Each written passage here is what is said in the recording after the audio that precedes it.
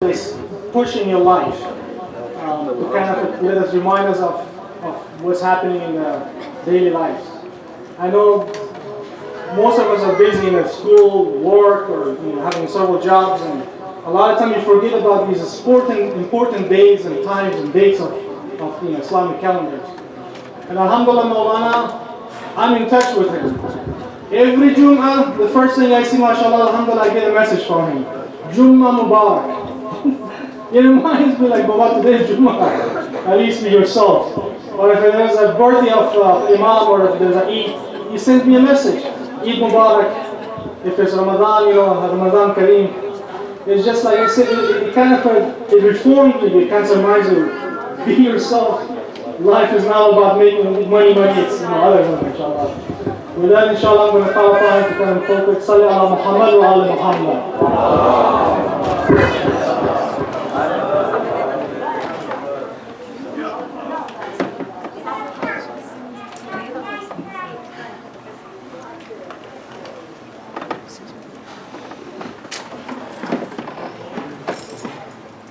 خاتم انبیاء محمد صلوات.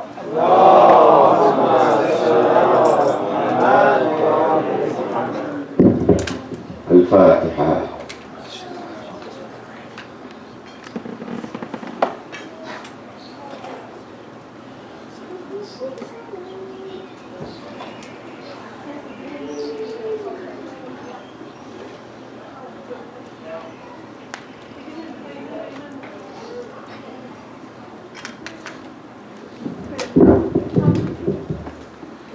أعوذ بالله من الشيطان اللعين الرجيم. بسم الله الرحمن الرحيم. الحمد لله رب العالمين، والصلاة والسلام على أشرف الأنبياء والمرسلين، خاتم النبيين، رحمة للعالمين، أبي القاسم محمد.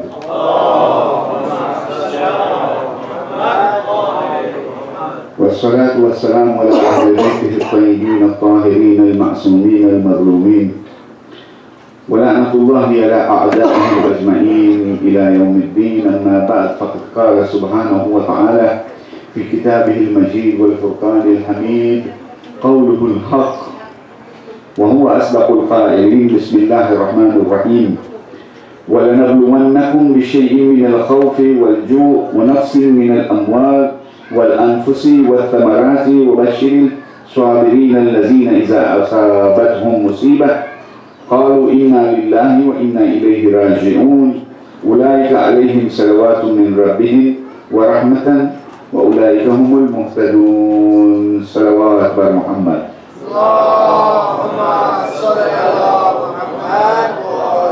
We begin in the name of Allah subhanahu wa ta'ala, the most kind, the most merciful. All praise is to Allah subhanahu wa ta'ala, the Lord of the universe, the most kind, the most merciful, the master of the day of judgment. Him only we worship, and from Him only we seek guidance.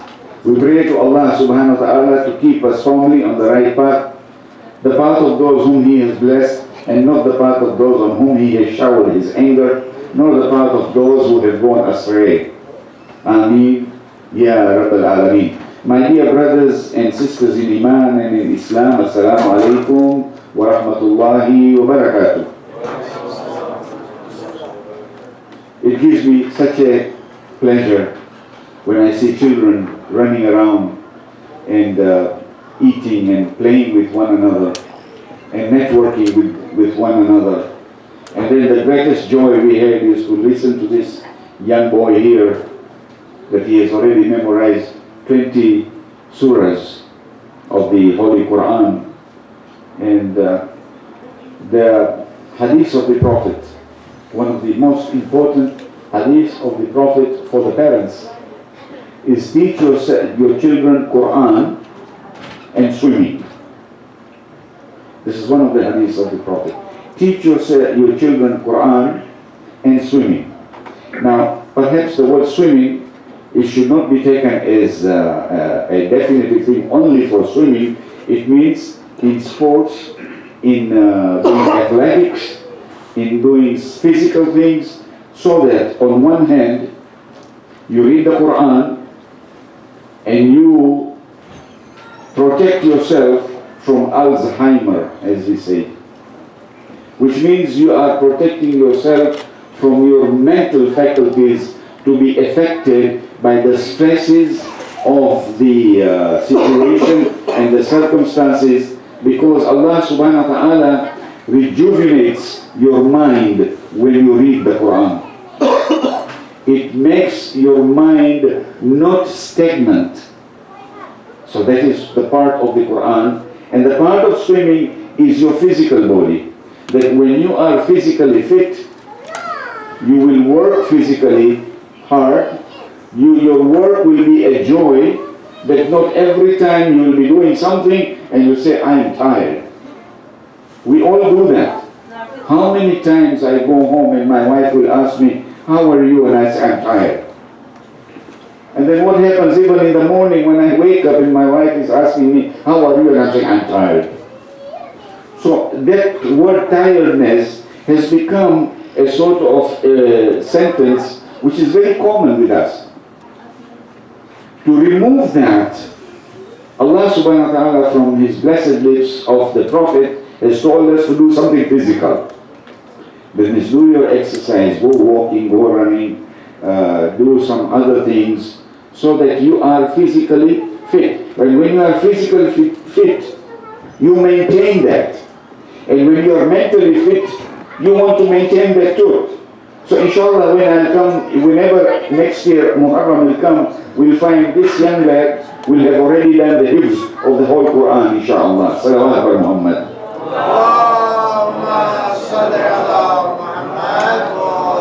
And this is his bala. This is his test. وَلَنَبْلُوَنَّكُمْ.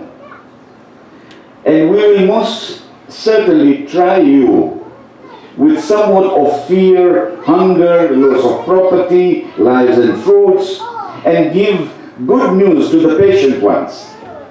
So his patience is bearing fruit. And the prayers of his mother is also bearing fruit. Isn't it? So he is getting that patience which is also developing, and who, when a misfortune befalls him, says, surely we are from Allah and to Him is our return. Those are there on whom are blessings and mercy from their Lord, and those are the followers of the right course. It is such a, what can I say, it is such a fortune that we are born in this noble Islam. We are born in Islam. Islam is in each and every drop of blood that is circulating in our bodies. Why? Because our parents were also Muslims. And it is that genes that has come over to us. If it has not come over to us, it develops into us.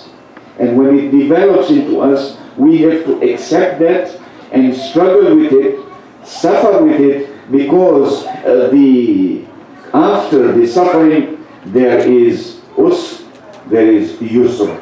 And that yusr is what we saw today. This is not part of my lecture tonight, but I'm so much elated to see such wonderful progress that this community has made, and I'm sure it will make tenfolds in the years to come by. I've seen my friends that I was with, they were alone at home. Today, mashallah, they are with their family, with their wives, they have children. And I become so happy when I see them like that. And I pray to Allah subhanahu wa ta'ala that this prosperity of the spiritual as well as the latter may perpetuate in this community, and together that we will be able to put this progress for one another and help one another and guide one another and inspire one another and motivate one another, that we will continue to grow and become an example in this world, in this state, in this place where we are being looked at myopically with the phobias that are going on. However, being what we are, that Allah subhanahu wa ta'ala in the Quran is telling us, you are a nation which is an example. You are an example. The way the Prophet was an example for you, you are an example to the people. Therefore, when you go out there, they will ask, who is this boy? Oh, this boy is Muhammad. What does that mean? No, he is a Muslim. Oh, he's a Muslim. Oh, okay. But I know something else about Islam. But this is the real Islam. This is the physical Islam. This is the one who works in Walmart, that he looks as whatever he is working at, and he's helping others, and he's putting his hand in his pocket and coming out with his own personal assets, and he's coming out with his heart to give his personal advice for the fulfillment of the human needs of the people around him, so that they look at him and say, wherever this guy goes, wherever this girl goes, there is always something of a benefit that we are getting. Whether we ask him a question, or we ask him for some donation, or we ask him to come and help us and tell us what is this all about, they are always there. May Allah bring this prosperity. May Allah continue to flourish you in this world by the name of Hosain, by the azadari of Hosain, by the grief for Imam Hosain. And that all this that we'll be doing is because we will have already gone on that ark, on that safina of Imam Hosain, which is Safinatul Najat. And when we are in that safina, then we will not go astray. Salawat wa Muhammad.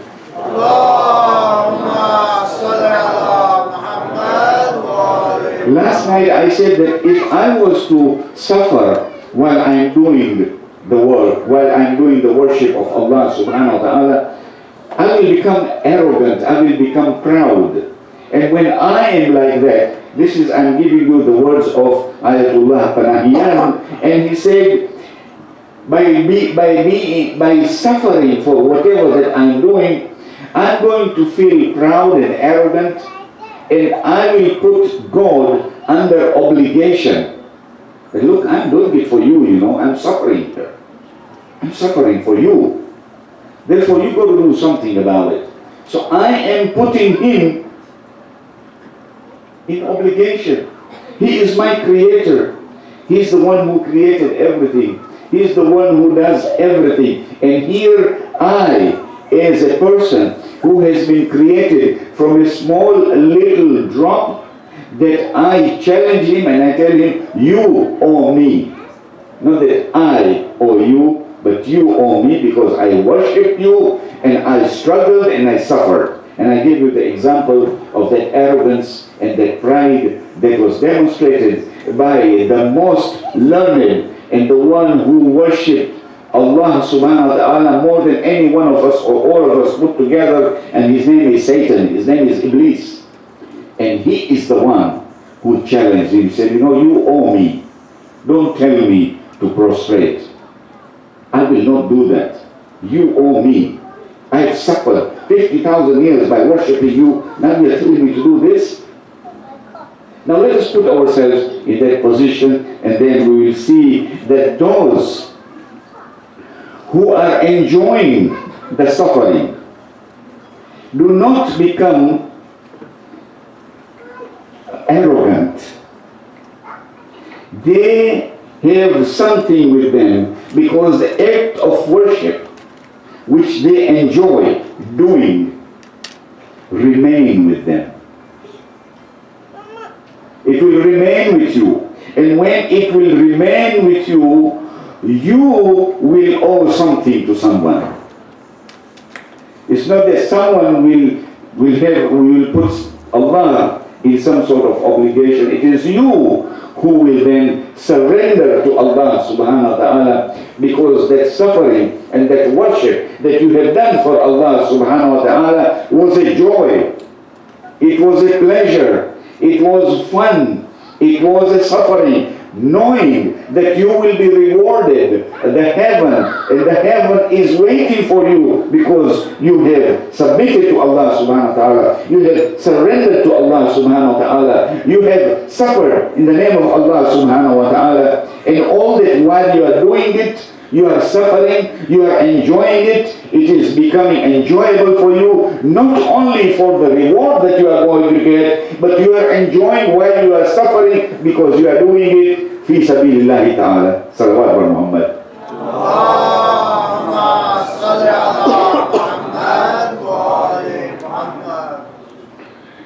So we talked about why did you come here at this time. Some of you work 12 hours and then immediately after working you come here.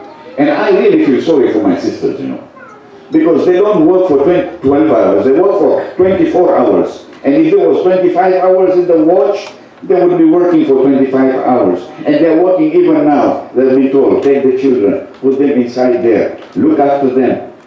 Why don't we look after the children? Can you see the difference? Why should they be looking after the children? Why should we not be looking after? MashaAllah, now we have a tent outside there. Now we are also catering for our children there. And they will be also getting some sort of ma'rifah, some sort of education, and all that they will get there will be also beneficial to you because you have provided it for them. Salawat wa Muhammad.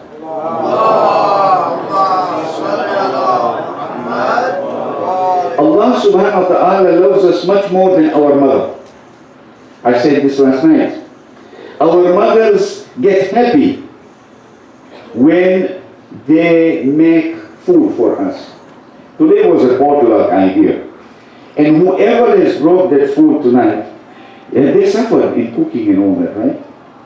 They had to go out there and their clothes also smelled of the spices and all that, and maybe they had to take several baths to be able to cleanse themselves, and they bring that wonderful food here, and then we eat it.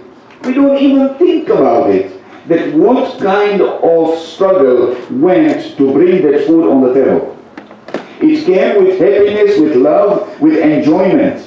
It was fun for them to do it in the name of Allah Abdullah, that I'm taking this tabarruk tonight in the name of Allah subhanahu wa ta'ala, for the pleasure of Allah Abdullah and to please Zahra. Isn't it true? Otherwise they wouldn't bother. Or if they would have done it, they would tell me, okay, if I'm going to do it for 5 people, I'm going to charge you $25 per person, so it's going to be so much. I ain't going to do it for free. But for Allah Abdullah, they went out of their way, and while they were cooking, where was their mind? What were they thinking? How were they enjoying it? And while you were eating, how much were you enjoying it? And how much pleasure did we get by eating that food, which was nobly made by our sisters and mothers and daughters? So when they bring the food, and bringing to us to eat and enjoy. Suddenly, because I'm smart, I sit at the table, you know, I look at it and say, you know what, Mom? I'm not going to eat today. I made this with love for you to come and eat. I don't want to eat. But I thank you for making it, but I don't want to eat. I'll die of hunger, but I won't eat. How will that resonate? If I become that kind of a reaction for the love that is being given to me, I say, I love you, Mom. I know you have made this for me, right? But I ain't gonna eat it. Why? So the same thing is, if we relate ourselves to Allah subhanahu wa ta'ala, when He's given us all these things in abundance, there is nobody here today who woke up in the morning and woke up hungry. And there is nobody in this room tonight that is going to sleep hungry. Right or not? There is a world out there of the Muslims and non-Muslims who woke up this morning, there was no food for them. And they're sleeping tonight and there is no food. Can you see how much blessing we have here? And if we have that food and we say, oh, I don't want to eat it.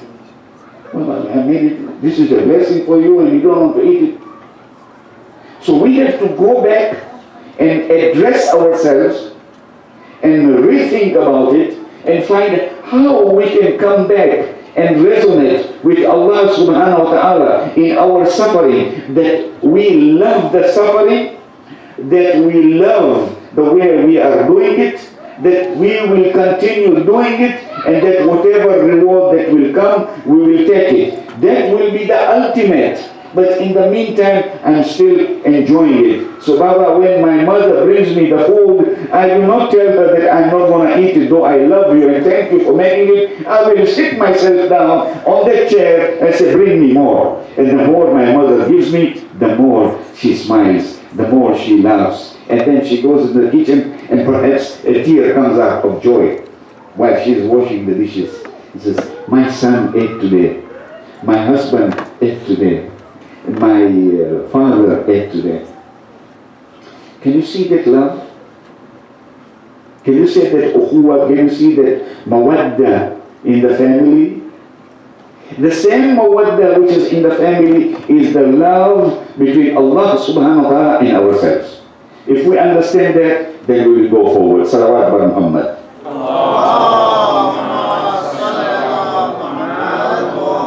We read Ziyarat Ashura. And I was trying to count how many times the word Musiba came in the Ziyarat. And I asked somebody, said, I don't know how many. And I lost count because there were so many. Wonderful Ziyarah. Musiba. Every time Musiba, Musiba, Musiba. Why are we reading Ziyarat Ashura? Most of us do not understand even a word of it. And yet we sit there. And yet we hear it, or we read it, or we keep quiet and listen to it. And after everything, the one who reads says, all right, now go into sajda. Baba, leave me alone. You have heard, I've heard you now, and 15 minutes you have read. Now you're telling me to go and prostrate. And when I prostrate, I say, Lakal hamdu hamdan shakirin. All praise to you, with all the praise. I thank you. Why? Because you are my Lord. I prostrate in all humility because I remember Aba Abdullah Hosain. And I thank you for making me remember Aba Abdullah in Ziyarat Ashura. Therefore, my request, humble, is that try and learn a little bit of the Ziyarah. Like we say, Assalamu alayka ya Hosain wa ala Ali ibn al-Hosain wa ala awlad al-Hosain wa ala ashab al-Hosain. These are simple words. This is salam to you, Hosain. Salam to you, the children of Hosain. Salam to you, the companions of this name. Salam to you, and the rest, and the rest, and the rest. But what about Ziyarat Ashura? What about Ziyarat Waritha? So sometimes maybe we can read that Ziyarah in Farsi, so that it is just like the Nawha Khan who reads the Nawha in Farsi and we all understand. We will be able to read Ziyarat Ashura translated in Farsi, so everyone will understand it and everyone will pay attention, because there was silence when we went into the Sijda. But before we went into the Sijda, there were men talking, there were women talking, there was networking going on while the Ziyarat was being read. But all that will completely dissolve, and the concentration and the communion with Allah subhanahu wa ta'ala in the name of Abdullah Hosain will be so profound that ziyarah will take us from stages to stages to stages and give us the success after success after success, and in the hereafter it will give us salvation after salvation after salvation. Salawat ala Muhammad.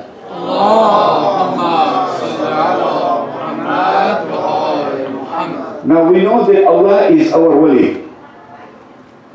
Allahu waliyul ladhina amanu yukhrijuhum min az-zulumat ila nur. Yes, Allah is the wali of those who are believers, and He removes them from darkness and puts them into light.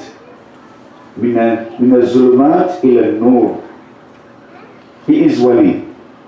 Now, we can't see him. We can't hear him. So he says, if you want to see me, if you want to hear me, I have got my awliya.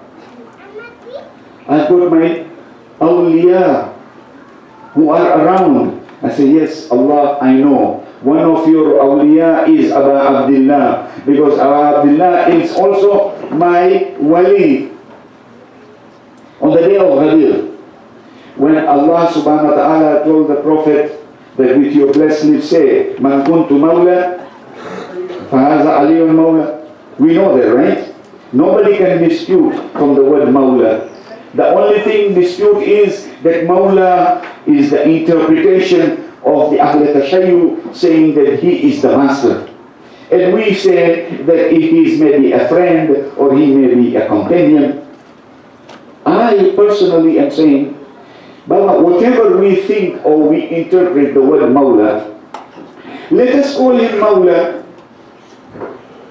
As we say Mawla Allah, we say Mawla Muhammad, we say Mawla Ali, we say Mawla Hosain. Whether we mean he is a friend, then Allah is my friend. Whether he is my master, then Allah is my master. Then I will be able to relate to the word Mawla. I will not say Ya Amir al-Mu'minin. I am telling you, my brothers, all my Muslim brothers, 1.6 million brothers, I will not call him Amir al-Mu'minin. I will not call him Imam al-Muttaqin. I will not call him Ya'subuddin. I will not call him Asadullah al-Ghalib. I will not call him an Asad. I will not call him Yadullah. I will not call him Ainullah. I will not call him Lisanullah. I will call him Mawla. If I am calling Mawla, will you agree to call him Mawla also? Because the Prophet said, Man kuntu Mawla fahaza. Therefore, you call him Mawla the way I call him Mawla. Don't call him Radiyallahu anhu. Don't call him Karramallahu wajhu. Don't call him anything else. Don't call him Ali ibn Abi Talib. Don't call him he is from the Khulafai Rashidun. Don't call him anything. Just call him Mawla. And I am going to call him Mawla.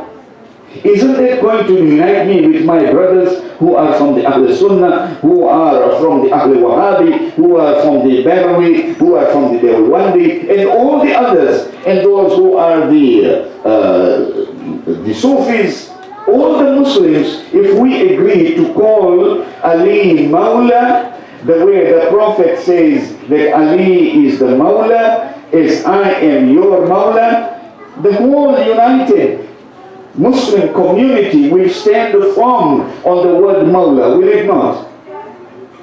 Can we do it or not? Yes. Why are we not doing it? The ball is in our court. We call Ali Mawla. Ali Mawla, Ali Mawla, Ali Mawla, Ali Mawla. In our Latmi, as we say Ali Mawla. Let's call him Mawla Ali. As we call Allah Wali. Ali is my wali. Muhammad sallallahu alayhi wa sallam. Allahumma salli ala Muhammad wa is my wali. Hosain is my wali. So, can we not resonate with one another? We are brothers.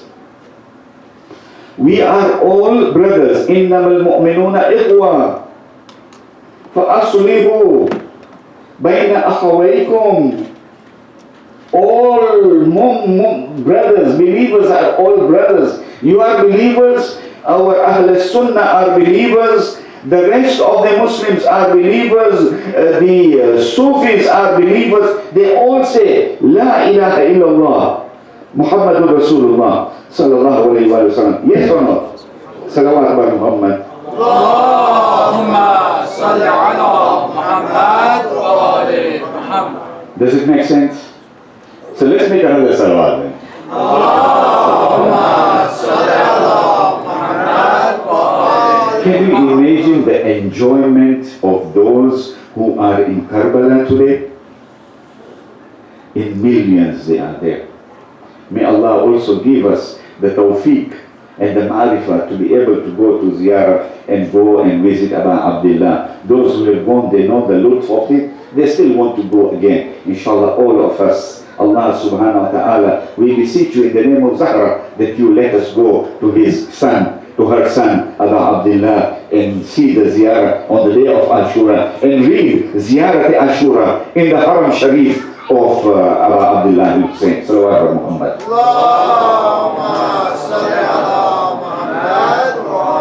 So Allah says, you can't see me, you can't hear me. Go to my wali, go to my awliya, so that you can join looking at them. So you can enjoy looking at them and have fun in Karbala. Aside from me, Allah says, and aside from meeting me, Allah says, it is the most intense, pleasurable thing in the world is to meet his awliya. And of his awliyas, one awliya is alive and well, and we say, Allahumma kulli waliyika al-hujjah. Yes? Your wali. Who is he? He is our Imam Sahib al-Zaman. Ajiyallahu farajahu sharif. We say, Allahumma kulli waliyika hujjat ibn al-Hasan salawatuka alayhi wa ala abaihi fi hazihi sa'a wa fi kulli sa'a waliyan wa hafiza wa qa'idan wa nasira ودليلا وعينا حتى تسكنه أرزك طوعا وتمتعه طويلا. He is here with us. Let us meet him. And I am telling you, my dear brothers and my sisters, when he will come and he will be out of that curtain, that Allah will remove the curtain and we will see him, I am telling you, even each and every one of us, including non-Muslims, will say, I know this person. I have seen this person. Because he is not my wali. He is wali for the alam. He is rahmatul lil alameen, the way the Prophet was rahmatul lil alameen. My Imam Sahib al-Zaman is rahmatul lil alameen. Without him, this world will not exist. Without him for 1 second, this world will not exist. It will be destroyed. And when he will come, we will see him. And we say, I know him. I met him. Not once, maybe more than once. But we will be at that seeing that sight of the 12th Imam is going to bring that pleasure. And I will remember that all the musibah that I have gone through were becoming a pleasure for me, because in anticipation of knowing that I am going to see my Imam, who is the representative of Allah subhanahu wa ta'ala for me, that he will be my hadi, he will be my light, he will be my eyes, he will be my protector, he will be the one who will lead me. And therefore, when we are in that anticipatory mode, then we should act in that kind of situation. And that situation that when we will